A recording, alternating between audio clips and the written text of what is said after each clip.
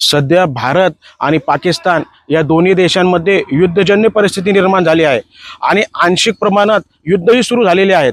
या पार्श्वभूमीवर पैठण येथील व अत्यंत संवेदनशील असलेल्या जायकवाडी धरणाच्या सुरक्षेत मोठ्या प्रमाणात वाढ करण्यात आली असून शुक्रवारपासून जायकवाडी धरण हे पर्यटकांसाठी पूर्णपणे बंद करण्यात आलेले आहे। शुक्रवारी छत्रपती संभाजीनगरचे जिल्हाधिकारी दिलीप स्वामी यांनी जायकवाडी धरणाचा आढावा घेतला। यावेळी त्यांनी जायकवाडी धरणावरील सुरक्षेत वाढ करण्याचे व जायकवाडी धरण हे पर्यटकांसाठी बंद करण्याचे निर्देश जलसंपदा विभागाला दिले।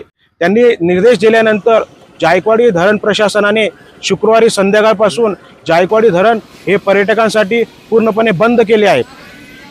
जायकवाडी धरण हे अत्यंत महत्त्वाचे असे ठिकाण असून यापूर्वीही जायकवाडी धरणाला जे दहशतवादी संघटना आहे त्यांच्याकडून अनेक धमक्या देण्यात आलेल्या होत्या।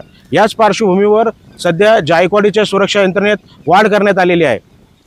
प्रशासनाने जायकवाडी धरणावर पर्यटकांना जाण्यापासून पूर्णपणे बंद केल्यामुळे सध्या पर्यटकांमध्ये काहीशी नाराजी व्यक्त करण्यात येत आहेत। माझे नाव पवन खळदकर। आम्ही पुणे जिल्हा दौंड तालुका नांदगाव या गावावरून इथे आलो होतो धरण पाहायला, पण आता सीमेवरती जो हल्ला चाललाय भारत पाकिस्तान घमासान चालू आहे त्यामुळे धरणावरती जायला बंदी केलेली आहे आणि हा निर्णय खूपच देशासाठी चांगला आहे।